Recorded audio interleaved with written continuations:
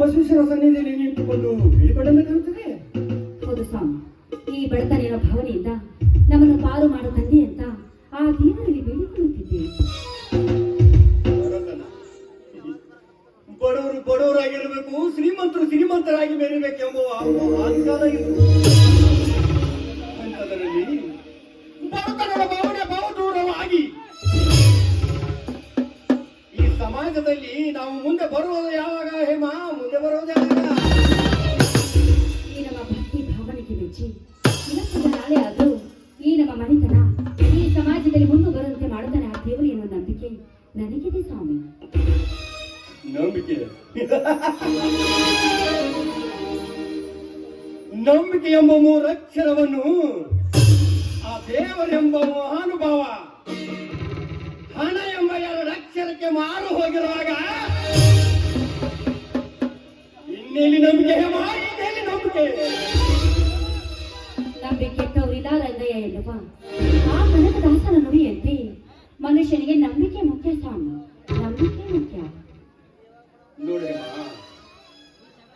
ದೇವರ ಪೂಜೆ ಪುನಸ್ಕಾರ ಎಂದು ನಿನ್ನ ಸಮಯವನ್ನು ಹಾಳು ಮಾಡಬೇಡ ಹೇಮ, ಹಾಳು ಮಾಡಬೇಡ.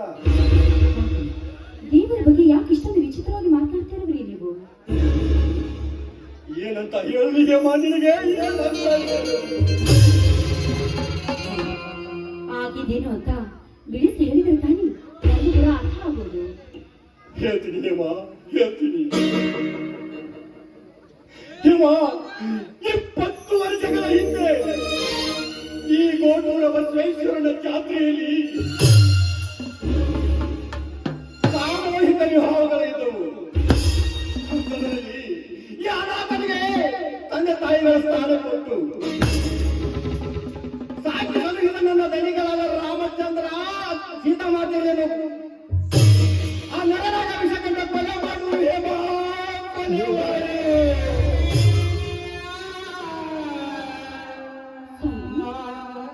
ಏನು ಹೇಳುತ್ತಿರುವಿರಿ ನೀವು? ನಾನು ನಿಜವನ್ನೇ ಹೇಳುತ್ತಿರುವೆ. ಇದೇ ಸೋಮವಾರ ನಡೆದೇ ಹೋಯ್ತು ಹಾಗಾದ್ರೆ ಈ ಬೆಟ್ಟನಾದ ಭಾವನೆಯನ್ನು ನಿಮ್ಮ ಹೃದಯದಲ್ಲಿ ಬಚ್ಚಿಟ್ಟುಕೊಂಡು ಅದೆಷ್ಟು ಕಷ್ಟ ಪಡುತ್ತಿದ್ದೀರಿ ನೀವು? ಏನು ಮಾಡಬೇಕು ಹೇಮ? ಪಾಲಿಗೆ ಬಂದದ್ದು ಪಂಚಾಮೃತವೆಂದು ತಿಳಿದುಕೊಂಡು ಈ ಭೂಮಿಯಲ್ಲಿ ಬದುಕಿದಾಗ ಈ ಮನುಷ್ಯರಿಗೆ ಸಾರ್ಥಕ ಹೇಮ, ಸಾರ್ಥಕ.